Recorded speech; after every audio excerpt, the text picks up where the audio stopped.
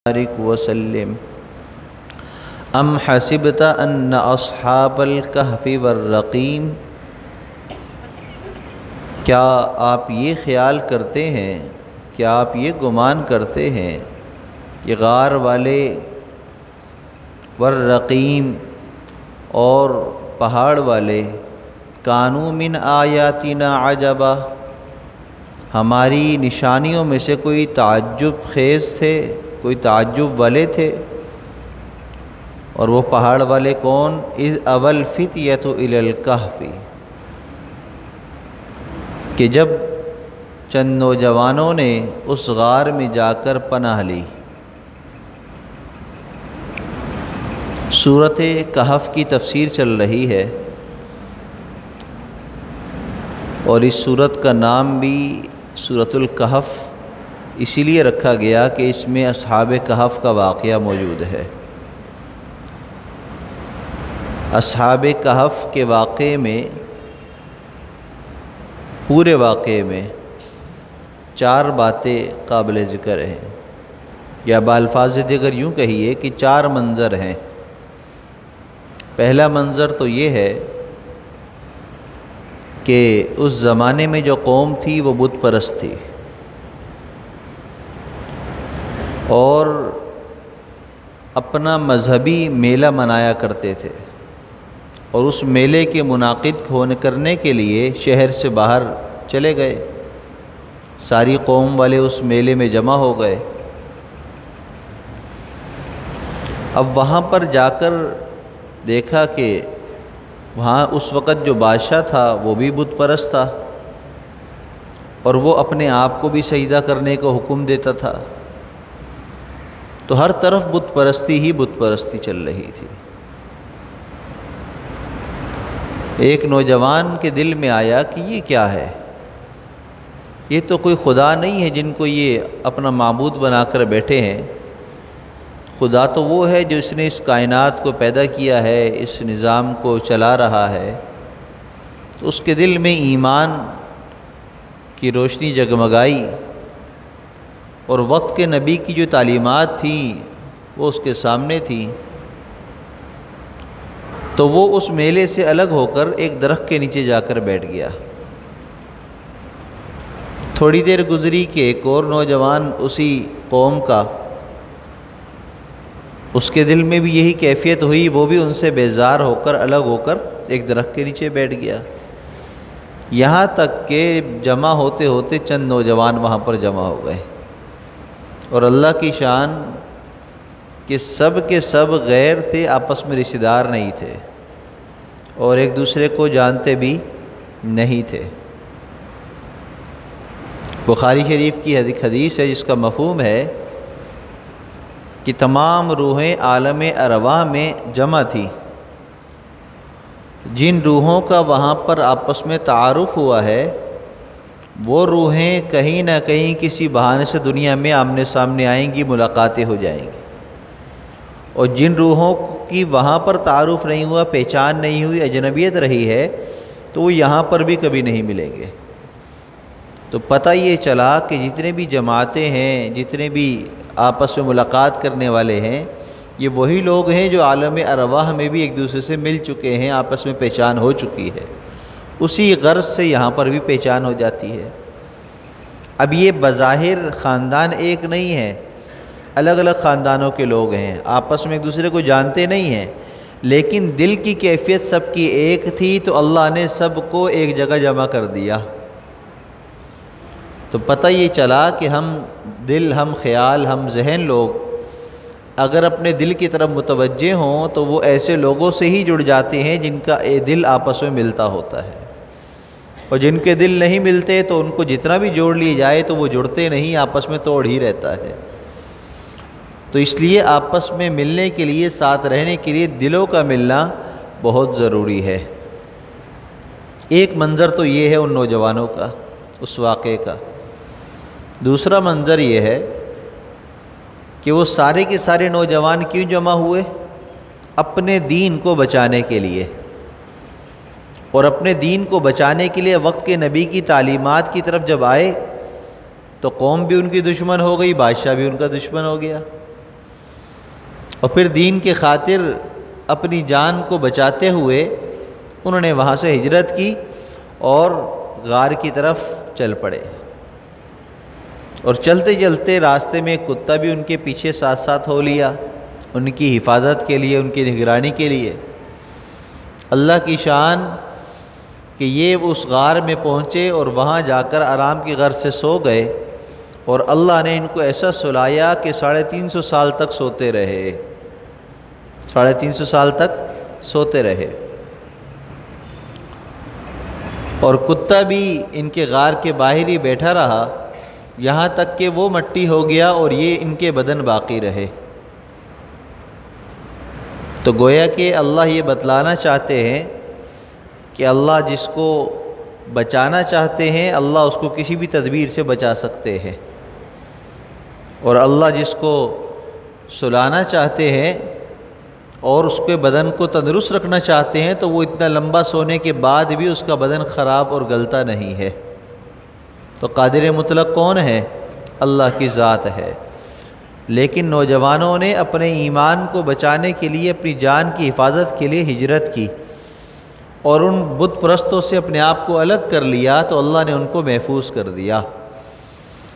تو ہم بھی اگر کہیں کمپنی میں، کہیں علاقے میں ایسے لوگوں میں پھنس جائیں کہ جہاں ہر طرف شرک ہو، بت پرستی ہو، اور ایسے لوگ آ جائیں کہ جو ہم ذہن نہ ہوں، تو سب سے بہتر صورت یہ ہوتی ہے کہ اپنے ایمان کو بچانے کے لیے وہاں سے ہٹ جائیں۔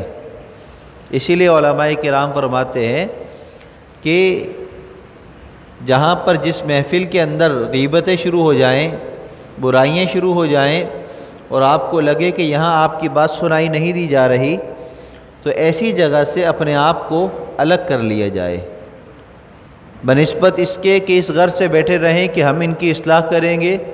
ممکن ہے کہ اس غرض سے بیٹھنے کی وجہ سے ان کی اصلاح تو نہ ہو، آپ بھی اس کے اندر ملوث ہو جائیں۔ پہلے خود اتنا مضبوط ہو جائیں، خود اتنے طاقتور ہوں روحانی طور پر، اور پھر علماء سے آپ کو اجازت ملی ہوئی ہو کہ آپ کسی بھی محفل میں چلے جائیں، کوئی مسئلہ نہیں، انشاءاللہ آپ بچے رہیں گے، آپ نے اتنے اعمال، اتنا تقوی، اتنا مجاہدہ کر لیا ہے، تب تو آپ بہادر بنیں۔ ورنہ ویسے ہی آج کل جو ہمارے نوجوان بہادریاں دکھاتے ہیں، ہر ایک کے پاس بیٹھ جانا، ہر ایک سے گھلنا ملنا، اور یہ ظاہر کرنا کہ بھئی ہم تو مضبوط ہیں، ہمیں کچھ نہیں ہوگا، تو ایسے نوجوان غلط فہمی کی وجہ سے خود بھی ایک نہ ایک دن ان جیسے بن جاتے ہیں۔ پہلے خود کچھ نماز ہوتی ہے، بعد میں پھر نماز بھی چلی جاتی ہے، اور پھر کہتے ہیں پتہ نہیں کیا ہو گیا، بدن میں سستی آ گئی، دل مائل ہی نہیں ہو رہا۔ بھئی اپنی صحبت تو دیکھو، اپنی گیدرنگ تو دیکھو، آپ کہاں بیٹھتے ہو، کہاں جاتے ہو، کیسے لوگوں کے ساتھ ہم خیال بنے ہوئے ہو، تو انہی کے اثرات آپ پر بھی پڑیں گے۔ تو صحبت کا بہت زیادہ اثر ہوا کرتا ہے۔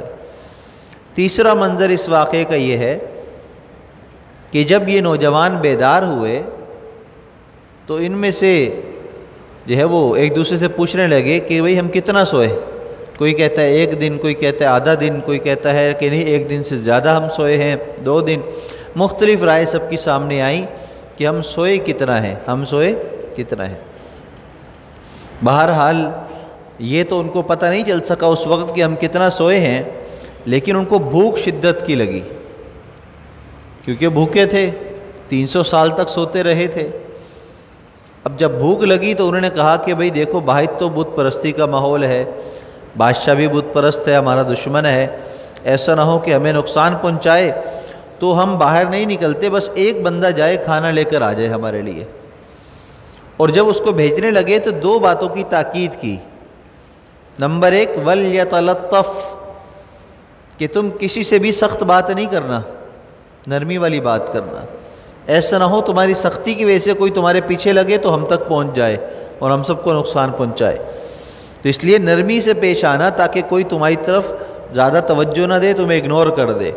کوئی اگر غصہ بھی ہو، کوئی ایسی بات بھی ہو تو اگنور کر دینا، نرمی اختیار کرنا۔ اور دوسری بہت ہی اہم بات فرمائے کہ جب تم کھانا خریدنے لگو تو ایک بات کا خیال رکھنا، ایھا ازکا طعامن، وہ کھانا پاکیزہ ہو، حلال ہو، حرام نہ ہو، کھانا حلال ہو، حرام نہ ہو۔ کبھی ہم نے یہ سوچا کہ ہم بازار سے جو چیز خرید رہے ہیں وہ حلال ہے یا حرام ہے؟ نہیں، ہم کہتے ہیں کہ نہیں پاکستان ہے، پاکستان کی مارکیٹوں میں حلال کے علاوہ حرام تھوڑی ہوگا۔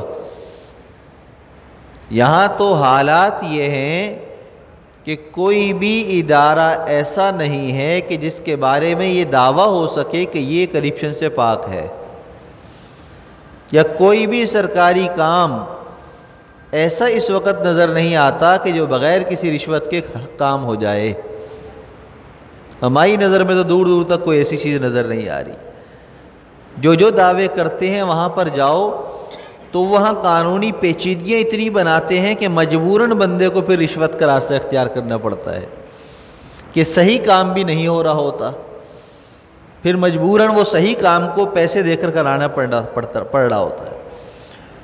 تو آج ضرورت اس بات کی کہ ہم اس بات پر غور کریں کہ ان نوجوانوں نے کھانے کے کیا طلب کیے، ایھا ازکا طعامن، کہ دیکھو ہر قسم کا کھانا نہیں لانا، بت پرستی کا ماحول ہے، باہر پتہ نہیں حلال ہو حرام ہو، تو حلال کھانا لے کر آنا، پاکیزہ کھانا لے کر آنا۔ ایسا نہ ہو کہ تم حرام ملاوٹ شدہ لے آؤ تو جو ہم جس ایمان کو بچانے کے لیے ہم یہاں آئے ہیں وہ ایمان اس کھانے کی وجہ سے ضائع ہو جائے، اس پر کوئی اثرات نہ پڑ جائیں، ہمارا ایمان کمزور نہ ہو جائے۔ تو مشتبہ حرام سے بھی بچنا ضروری ہے، اور مشتبہ کہ جس کے بارے میں یہ شبہ ہو کہ یہ حلال ہے یا حرام ہے، یا اس میں کتنی ملاوٹ ہے، تو اس سے بچنا تقویٰ ہے، اس سے بچنا تقویٰ ہے۔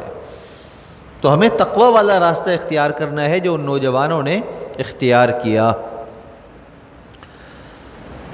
کھانا لینے جب گئے، یہ چوتھا منظر یہ ہے کہ جب کھانا لینے گئے تو ہوا کیا؟ اب ہوا یہ کہ یہ نوجوان چلا گیا بازار، اس نے جا کر مارکیٹ کا جو ہے وہ راؤنڈ لگایا اور اپنے مطلب کی چیز خریدی، چیز بھی مل گئی۔ جب اس نے پیسے دیے تو دکاندار پیسے دیکھ کے حیران، یہ کیا دے رہے ہو؟ سمجھ لائیے اس کی قیمت ہے، کہنے لگے یہ تو ہمارے زمانے کے پیسے ہی نہیں ہیں۔ اب اس کو خیال ہوا کہ یہ کیا ہوا، کہنے لگا کوئی خزانہ تمہارے ہاتھ لگ گیا ہے، کیونکہ یہ تو کئی سال پرانی کرنسی ہے ہمارے ملک کی، اب تو یہ چلتا ہی نہیں ہے، اب تو کرنسی ہی الگ ہے، سکے ہمارے یہاں یہ چلتے ہی نہیں ہے، یہ تو ہم نے آباء و اجداد و پرانے لوگوں سے سنا تھا کہ اس طرح کے سکے پہلے چلتے تھے۔ تو یا تو تمہارے پاس کوئی خزانہ لگ گیا پرانے زمانے کا جہاں سے تم یہ لے کر آئے ہو۔ اس نے کہا نہیں خزانہ کوئی نہیں لگا، یہی ہمارے پاس کرنسی ہے۔ اب جو ہے اس کو شک ہوا، اس نے پوچھا بھئی کون ہو آپ، کہاں سے آئے ہو؟ اب اس کو گھیر لیا مارکیٹ کے لوگوں نے۔ جب بازار کے لوگوں نے گھیرا تو اب یہ پریشان ہوا، تو اس نے سچ بات بتلا دی، بھائی ایسی بات نہیں ہے، ہم کوئی چور نہیں ہیں، ہم تو اپنا ایمان بچانے کے لیے، جان چھڑانے کے لیے غار میں چلے گئے تھے، ہمارے پاس تو یہی کرنسی ہے۔ اوہو اچھا وہ غار والے تم ہو؟ کیونکہ ان کا قصہ مشہور تھا کہ چند نوجوان قوم کو چھوڑ کر چلے گئے تھے، اب 300 سال تک یہ قصہ چل رہا تھا، سنی سنائی بات۔ ان کو اچھا تم ہو وہ، چلو ہمارے ساتھ چلو۔ اب جو ہے وہ وقت کے جو گورنر تھا، بادشاہ تھا، اس کو بھی پتہ چل گیا، اس کا نمائندہ بھی، لوگ بھی ان کے ساتھ ساتھ غار تک پہنچے، اور پھر جا کر ان کو بتلایا کہ اب تمہیں پریشان ہونے کی ضرورت نہیں ہے، ہم بھی ایمان والے ہیں۔ اب زمانہ بدل چکا تھا، انقلاب آ چکا تھا زمانے میں، جس کی وجہ سے اس وقت جب یہ بیدار ہوئے تو جو بادشاہ تھا وہ ایمان والا تھا، اور وہ صحیح عقیدے والا تھا، بت پرستی والا نہیں تھا، مشرک نہیں تھا، تو لوگ بھی صحیح تھے، کیونکہ بادشاہ وقت کا بادشاہ جیسا ہوتا ہے عوام میں وہی چیزیں رائج ہونا شروع ہو جاتی ہے۔ تو یہاں ایک نقطے کی بات یہ ہے کہ حاکم وقت کے لیے صحیح ہونا ضروری ہے، کیونکہ جیسا حاکم ہوتا ہے، جیسے حکمران ہوتے ہیں، ویسے ہی رعایا پر اثرات اس کے مرتب ہوتے ہیں، ویسے ہی حالات پیدا ہونا شروع ہو جاتے ہیں۔ اور یہ ایک تو قرآنی بات ہے، ایک قرآنی نقطہ، علمی نقطہ ہے، لیکن تاریخی کتابیں آپ اٹھا لیں، جو بڑے بڑے مورخین ہیں، سائنسدان ہیں، ڈاکٹرز ہیں، سمجھدار دنیا کے لوگ ہیں، انہوں نے بھی اس بات کو لکھا ہے کتابوں میں کہ جیسا وقت کا بادشاہ ہوگا، حاکم ہوگا، رعایا میں وہی عادات، وہی چیزیں پیدا ہونا شروع ہو جائیں گی۔ اور اس میں کئی بادشاہوں کے واقعے بھی بیان کیے کہ فلاں بادشاہ کو یہ عادت تھی تو اس رعایا کے اندر یہ عادت رائج پکڑ گئی۔ اب اگر ہم پچھلی ہسٹری کو چھوڑ کر صرف پاکستان کی ہسٹری کو اگر دیکھ لیں تو یہاں پر جس طرح کے حکمران رہے ہیں، اس زمانوں کے واقعات آپ پڑھ لیں، آپ دیکھ لیں، خبریں دیکھ لیں کس طرح کی ہوتی تھی۔ تو جس طرح کے حکمران تھے ویسی ہی خبریں، ویسے ہی معاملات چل رہے ہوتے تھے۔ مثال کے طور پر نواز شریف کا زمانہ ہے، ہمارے قریب کا زمانہ، تو اس زمانے کے اندر جو ہے وہ نواز شریف کا ذہن کیا ہے؟ بزنس مین ہے، بزنس مائنڈ ہے نا اس کا۔ تو وہ جب آتا ہے تو آپ دیکھیں کاروباری حضرات کے لیے بہت زیادہ جو ہے وہ ایسے معاملات راہیں کھل جاتی ہیں کہ اس میں آسانیاں ہو جاتی ہیں، کاروبار کو وسعت دی جا رہی ہوتی ہے۔ یہ ایک مثال ہے۔ اس طرح کہ آپ تمام حکمرانوں کے ذہنوں کو دیکھیں، ان کے اخلاق عادات کو دیکھیں تو وہی آپ کو نظر آئیں گی۔ تو اس لیے کسی بھی حاکم وقت کے بارے میں رائے قائم کرنا بہت آسان ہوتا ہے، اس کی زندگی کو دیکھ لی جائے، اس کے معاملات کو دیکھ لیے جائے تو عوام میں آپ کو پھر وہی چیزیں بڑھتی ہوئی نظر آئیں گی۔ تو اس زمانے کا وہ بادشاہ جو ہے وہ موحد تھا، مشرک نہیں تھا، ایمان والا تھا، تو رعایا بھی ایمان والی تھی اور موحد تھی، تو انہوں نے ان کو تسلی دی۔ بہرحال ان کو تسلی، انہوں نے بولا کہ اچھا صحیح ہے۔ بہرحال وہاں سے دیکھ کر ان کا غار واپس آ گئے، اور جب یہ واپس آئے تو انہوں نے کھانا وانا کھایا اور سو گئے۔ اللہ نے ان کو دوبارہ سلا دیا، اللہ نے ان کو دوبارہ سلا دیا، اور جب وہ دوبارہ سوئے تو پھر نہیں اٹھے۔ تو اللہ نے بتلایا اس واقعے میں کہ اللہ جس کو سلانا چاہے اس کو سلا بھی سکتا ہے، جس کو جگانا چاہے اس کو جگا بھی سکتا ہے۔ جب دنیا میں اللہ یہ کر سکتا ہے تو پھر مرنے کے بعد جب تم مٹی ہو جاؤ گے تو اللہ قیامت کے دن دوبارہ تمہیں جگانے پر، کھڑا کرنے پر بھی قادر ہے۔ لہذا قبر کا اور قیامت کا انکار نہ کرو، یہ سب برحق ہے، یہ سب ہو کر رہے گا۔ موت بھی آئے گی اور مٹی بھی ہو جاؤ گے۔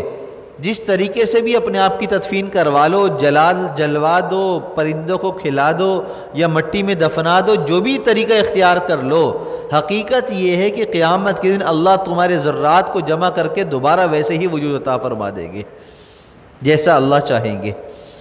تو اس لیے ہمیں اس بات کو، اپنے یقین کو پختہ کر لینا چاہیے کہ اللہ مختار کل ہے، اللہ جو چاہے کر سکتے ہیں۔ اصحاب کہف کو 300 سال کے بعد اللہ جب جگا سکتے ہیں تو پھر ہزاروں اور سینکڑوں سالوں کے بعد قیامت واقع ہوگی تو اللہ تب بھی ہمیں اٹھا سکتے ہیں، تب بھی ہمیں جگا سکتے ہیں۔ اب ہوا یہ کہ زمانے کے ساتھ وقت بدلتا گیا، لوگ بدلتے گئے۔ جس زمانے میں یہ جاگے تو اس زمانے میں بادشاہ بھی اچھا تھا، لوگ بھی اچھے تھے، ایمان والے تھے، انہوں نے ان کی قدر کی۔ پہلے والے سے دشمن تھے جب یہ سونے گئے، اب جب اٹھے تو قدر کرنے والے لوگ تھے، اور جب قدر کرنے والے لوگ آئے تو انہوں نے پھر ان کو اپنے سینے سے لگایا، ان کا استقبال کیا اور ان کو اپنا محترم جانا۔ اور اس کے نتیجے میں کیا کیا؟ انہوں نے ان کے غار کے باہر کوئی نشانی بنائی تاکہ ہماری آنے والی نسلوں کو یہ پتہ چل جائے کہ یہ غار والے یہ لوگ تھے، اور ان کی نشانی میں یہ چیز بنائی گئی۔ تو اس اصحاب کہف کا جو غار ہے، اس غار کے باہر دروازے کی طرفی جگہ پر ایک مسجد بنی ہوئی ہے، اور مسجد اس زمانے کے لوگوں نے بنائی تھی نشانی کے طور پر، تاکہ پتہ چل جائے کہ یہاں وہ لوگ آ کر رکے تھے جو اپنے ایمان کو بچانے کے لیے اللہ کی محبت میں آئے تھے۔ لہٰذا مسجد نشانی بنا دی کہ یہ مسجد والے تھے۔ یہ کون تھے؟ مسجد والے تھے۔ ام حسبت ان اصحاب الکہف والرقیم، اللہ فرمانے کہ آپ یہ خیال کرتے ہیں کہ وہ غار والے، پہاڑ والے ہمارے عجائبات میں سے ہیں؟ کانوا من آیاتنا عجبا، ایسی بات ہے۔ اس سے پچھلی آیات میں اللہ فرما رہے ہیں کہ زیب و زینت ہے، یہ زمین کو ہم نے باعث زینت بنایا ہے، اور ہم یہ دیکھنا چاہتے ہیں کہ تم عمل کیسا کرتے ہو۔ وَإِنَّا لَجَاعِلُونَ مَا عَلَيْهَا صَعِيدًا جُرُزًا، اس تمام زینت کی چیزوں کو ہم قیامت والے دن چٹیل میدان بنا دیں گے۔ یہ پچھلی آیت میں ہے، اور اگلی آیت میں اللہ نے اصحاب کہف کا واقعہ شروع کر دیا۔ قرآن پاک میں کوئی آیت، کوئی صورت، کوئی واقعہ ایسا نہیں ہے جس کا پیچھے سے ربط نہ ہو، آپس میں کوئی جوڑ نہ ہو۔ تو اللہ بتلانا یہ چاہتے ہیں کہ اے نوجوانوں، اے اس وقت کے لوگوں، تم اگر یہ سمجھتے ہو کہ یہ دنیاوی زیب و زینت یہ ایسی ہے کہ ہم اس سے نہیں بچ پا رہے اور ہم اس کی وجہ سے گناہوں میں لگ جاتے ہیں، ہم دنیا کی طرف بڑھ جاتے ہیں، تو یہ تمہارا خیال غلط ہے۔ اگر تم اپنے دل کو صحیح کر لو تو یاد رکھو اصحاب کہف والے بھی وہ تھے جو جوان تھے، اور زینت کا سامان ان کے پاس بھی تھا، ان کی بھی قوم تھی، ان کے بھی گھر تھے، وہ بھی اس زینت کے نام پر، اس زینت کے دلدادہ بن کر اللہ کو چھوڑ سکتے تھے، بت پرستی میں لگ سکتے تھے، لیکن انہوں نے اپنے دلوں کے اندر ایمان کو باقی رکھا اور دنیاوی زیب و زینت کو نہیں دیکھا تو اللہ نے ان کو باقی بھی رکھا، ان کے نام کو جاری بھی رکھا۔ تو اس لیے تمام نوجوانوں کے لیے اس کے اندر پیغام ہے کہ دنیاوی زیب و زینت کے اندر لگ کر اللہ سے غافل نہ ہو جانا، اصحاب کہف والے راستے کو اختیار کرنا اور اپنے ایمان کو بچانے کے لیے ایسی دوستیوں کو، ایسی محفلوں کو چھوڑ دینا جہاں پر بت پرستی ہو، شرک ہو، گناہ ہو، ان جگہوں کو ہی چھوڑ دینا تاکہ ایمان کو بچا سکو۔ لہذا اصحاب کہف والے راستے کو اختیار کر کے اپنے ایمان کو بچاؤ، اس لیے کہ اگر تم جوان ہو تو یاد رکھو اصحاب کہف جو تھے وہ بھی جوان تھے۔ اگر تمہاری جوانی تمہیں گناہوں کی طرف ورغلاتی ہے تو کیا ان کی جوانیاں ان کو نہیں ورغلاتی ہوں گی؟ کیا ان کی جوانیاں ان کو نہیں اس طرف کھینچتی ہوں گی؟ وہ بھی جوان تھے، وہ بھی بد نظری میں مبتلا ہو سکتے تھے، وہ بھی جو ہے اس وقت گناہ زنا کے اندر مبتلا ہو سکتے تھے، وہ بھی اس وقت جو ہے بت پرستی میں لگ کر اللہ سے دور ہو سکتے تھے، لیکن انہوں نے اس راستے کو اختیار نہیں کیا، بلکہ اپنے ایمان کو بچانے کے لیے پہلے قوم والوں سے الگ ہوئے۔ جب ہم خیال ہم ذہن لوگ مل گئے تو پھر وہ پوری قوم سے ہی جدا ہو گئے۔ اسی لیے علماء کرام نے ایک راستہ نکالا ہے تبلیغ کا۔ مولانا الیاس رحمۃ اللہ علیہ نے، اللہ ان کی قبر کو منور فرمائے، اللہ ان کی قبروں پر رحمت نازل فرمائے، اللہ نے ان کو یہ ایسی ترتیب بتلائی، ایسی ترتیب سجائی کہ تبلیغ کا ایک سلسلہ جاری ہو گیا کہ اگر تم اپنے گھر کے ماحول میں، آفس میں، ادھر محلے میں، گیدرنگ کے اندر رہ کر اپنے آپ کو نمازی نہیں بنا پا رہے ہو، دین پر نہیں آ پا رہے ہو، تو ان سے اپنے آپ کو جدا کرو، اللہ کے راستے میں نکل جاؤ، 4 مہینے کے لیے، سال کے لیے، 7 مہینے کے لیے سے روزے لگاؤ تاکہ تم اپنے ایمان کو بچاؤ اور عمل پر مضبوط ہو جاؤ۔ اور اگر تمہارے پاس وقت ہو تو پھر دین کا علم حاصل کرنے کے لیے مدرسوں میں داخل لے لو، اپنے آپ کو لوگوں سے جدا کرو، مدرسے کے ماحول میں رہ کر دین کا علم حاصل کرو اور پھر خوب پختہ ہو جاؤ۔ اور پھر جب تم اپنے دل کو پختہ سمجھو تو پھر عوام الناس میں آ کر علم کا کام کرو، لوگوں کو واعظ و نصیحت کرو، اللہ تمہارے ذریعے لوگوں کو ہدایت بھی عطا فرما دیں گے۔ تو جو راستہ تمہارے لیے آسان لگتا ہے، جس میں تمہیں دقت نہیں ہوتی، آسانی کے ساتھ چل سکتے ہو، اس راستے کو اختیار کرو، لیکن غافل نہ ہو جاؤ، لیکن غافل نہ ہو جاؤ۔ اللہ فرما رہے ہیں کہ تم یہ سمجھتے ہو کہ یہ اصحاب کہف کا جو واقعہ ہے یہ بہت بڑا واقعہ ہے، ایسی بات نہیں ہے۔ ہمارے عجائبات تو بہت بڑے ہیں، یہ عجیب واقعہ نہیں ہے اتنا بڑا، اس لیے کہ یہ تو ایک عام سے انسان تھے، سو گئے، ہم نے ان کو سلا دیا پھر جگا دیا۔ اگر تم نے ہمارے عجائبات دیکھنے ہیں تو آسمان کو دیکھو کہ بغیر کسی ستونوں کے ہم نے اس کو تمہارے سروں پر بلند کیا ہوا ہے۔ اس زمین کو دیکھو کیسے پھیلی ہوئی ہے، پہاڑوں کو دیکھو، درختوں کو دیکھو، صحراؤں کو، بیابانوں کو دیکھو۔ اگر تم نے ہمارے عجائبات دیکھنے تو دنیا کے اس نقشے کو دیکھو، اس میں تمہیں بہت ساری ایسی عجیب چیزیں نظر آئیں گی، ہماری قدرت کی بے شمار نشانیاں نظر آئیں گی۔ اصل میں یہودیوں کی طرف سے یہ سوال آیا تھا، اور یہودیوں نے مشرکین مکہ سے یہ کہا کہ آپ محمد صلی اللہ علیہ وسلم جو نبوت کا دعویٰ کر رہے ہیں، جو اپنے آپ کو نبی بتلا رہے ہیں، ان سے یہ اصحاب کہف کا واقعہ سنیے، پوچھئے، یہ بڑا عجیب واقعہ ہے۔ اگر یہ عجیب واقعہ ان کو پتہ ہوا، انہوں نے بتلا دیا، تو اس کا مطلب ہے کہ وہ نبی ہیں، صاحب الوحی ہیں، پیغمبر ہیں۔ تو اللہ نے وہ واقعہ تو بتلایا، لیکن یہ بھی واضح کر دیا کہ اے مشرکو، اے یہودیوں، اے مکہ والو، تم یہ نہ سمجھو کہ تم جو سوال کر رہے ہو یہ بڑا عجیب واقعہ ہے۔ عجیب چیزیں اگر ہماری دیکھنی ہیں تو ہم اس کائنات کو دیکھ لو، اس میں بے شمار نشانیاں ہیں۔ اس زمانے میں اونٹ ہوا کرتا تھا، اللہ نے اونٹ کو بھی دکھایا، افلا ينظرون الى الابل كيف خلقت، تم اونٹ کو نہیں دیکھتے ہم نے کیسے پیدا کیا ہے، اتنا اونچا اور اتنا بڑا جانور، لیکن مانوس ایسا ہے کہ اگر چھوٹا سا بچہ بھی اس کی نکیل پکڑ لے تو پیچھے چل پڑتا ہے، ورنہ اگر وہ اپنی طاقت دکھانا چاہے تو کوئی انسان بھی اس کو قابو نہ کر سکے، اس لیے کہ انسان سے وجود میں بھی بڑا ہے، طاقت میں بھی زیادہ ہے۔ اس کو انسان کے تابع کس نے کیا ہے؟ اللہ نے کیا ہے۔ پھر اللہ نے اس کے پیٹ کے اندر ایسا سسٹم بنایا ہے کہ کئی دن کا پانی اور کھانا اندر لے کر چلتا ہے۔ صحرائی جہاز کہا جاتا ہے اونٹ کو، صحرائی جہاز، صحرا میں بہت تیز رفتار سے چلتا ہے، گھوڑے کی رفتار بھی کچھ نہیں صحراؤں میں جو اونٹ کی رفتار ہوتی ہے۔ تو فرمایا کہ تم اس کو دیکھ لو، ہماری مخلوقات کو دیکھ لو، عجائبات تو بہت سارے ہیں۔ ہاں، ان عجائبات میں سے ایک نشانی یہ اصحاب کہف کا واقعہ بھی ہے۔ اب یہاں پر 2 لفظ استعمال ہوئے ہیں، ایک کہف اور ایک ہے رقیم۔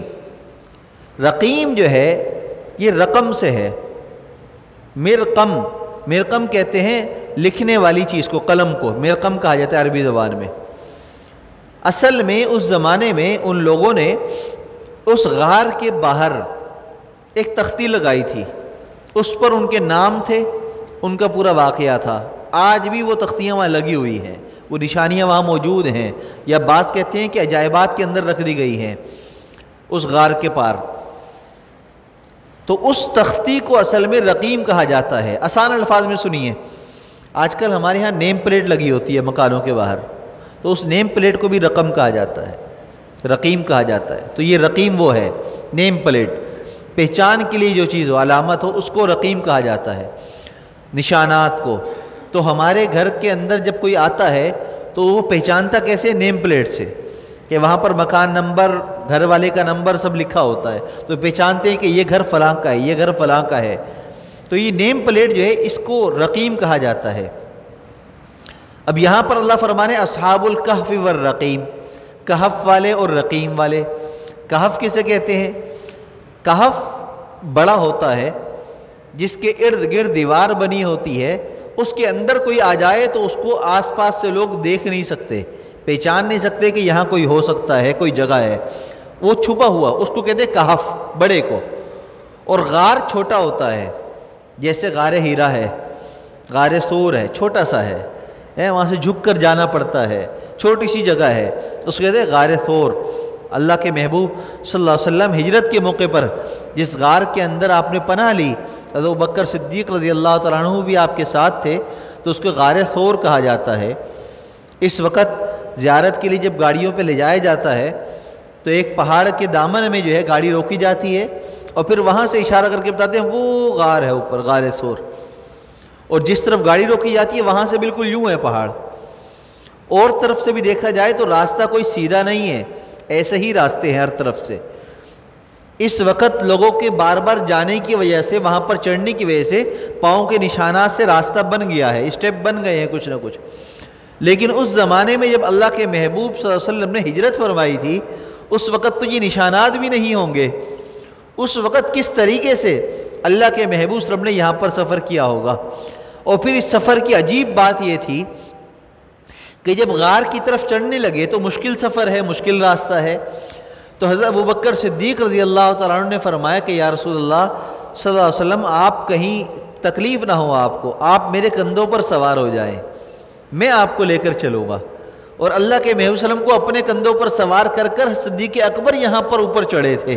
اب مجھے بتلائیے کہ کیا عشق تھا، کیا محبت تھی، کہ اس عشق اور محبت نے یہ نہیں دکھایا کہ راستہ کتنا ہموار ہے، راستہ کتنا خطرناک ہے، ایسا نہ ہو کہ تکلیف میں آ جاؤں۔ اللہ کے محبوب صلی اللہ علیہ وسلم کے وہ بھی اپنے اوپر جو ہے وہ لاد لیا، آپ کے بوجھ کو بھی برداشت کیا، اور آپ کو صحیح سالم غار ثور تک پہنچایا۔ تو یہ عشق اور محبت کے دعوے آج جو ہم کرتے ہیں، اگر صحابہ کرام کی ہسٹری اٹھا کر دیکھیں تو عشق اور محبت تو وہاں نظر آتی ہے، ان کے عمل ہمیں دکھلاتے ہیں۔ آج ہم ایمان میں اتنے کمزور ہو چکے ہیں کہ کوئی صحابہ کرام کے بارے میں کوئی گفتگو کر رہا ہو اور الفاظ اس کے اچھے نہ ہوں، نازیبا ہوں، تو ہم اس کو روکنا بھی گوارا نہیں کرتے۔